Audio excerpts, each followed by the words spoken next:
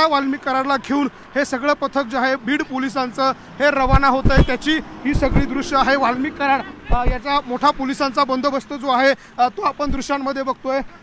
संपूर्ण पोलिसांच्या बंदोबस्तामध्ये या गाडीमध्ये आपल्याला CIDचे अधिकारी आहे ते ताबा मागण्यासाठी आलेले होते, ते देखील आपल्याला दृश्यांमध्ये दिसतात। आणि आता याच वाल्मिक कराडला घेऊन हा ताफा जो आहे तो पुढे जाताना आपल्याला पाहायला मिळतोय।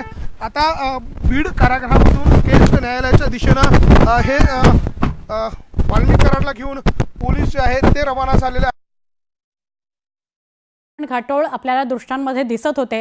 लक्ष्मण घाटोळ आपल्याला सविस्तर माहिती देत होते की कोर्टातून त्याला क्षमा करा जेलमधून त्याला बाहेर काढलं गेलं, व्हॅनमध्ये बसवलं गेलं, कडेकोट पोलीस बंदोबस्त ठेवण्यात आलेला आहे आणि त्याचबरोबर CID SITची टीम सुद्धा त्यांच्या सोबत आहे। त्याला केज कोर्टात नेलं जाणार आहे आणि केज कोर्टामध्ये त्याचा ताबा हत्या प्रकरणामध्ये मागितला जाणार आहे। पोलीस कोठडी त्याला मागितली जाईल, SIT कोठडी मागितली जाईल आणि हे कशासाठी तर त्यांना हत्येसंदर्भात तपास करायचा आहे, चौकशी करायची आहे। त्यामुळे आपल्याला पुढच्या घडामोडी वेगवान घडताना दिसत आहेत। आता कोर्टात त्याला नेलं जात आहे, ही थेट दृश्य आपण बघत होतो। काही सेकंदापूर्वीच जेल परिसरामधून व्हॅन वाल्मिक कराडला घेऊन निघालेली आहे।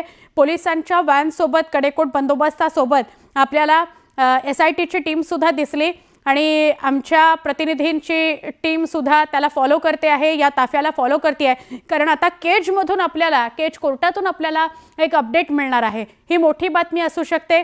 हत्या प्रकरणासंदर्भात तपासासाठी त्याचा ताबा दिला जाऊ शकतो। पुन्हा त्याला जर पोलीस कोठडी दिली तर मात्र SIT त्याचा ताबा मागू शकतं आणि हत्या प्रकरणासंदर्भात तपास केला जाऊ शकतो, चौकशी केली जाऊ शकते।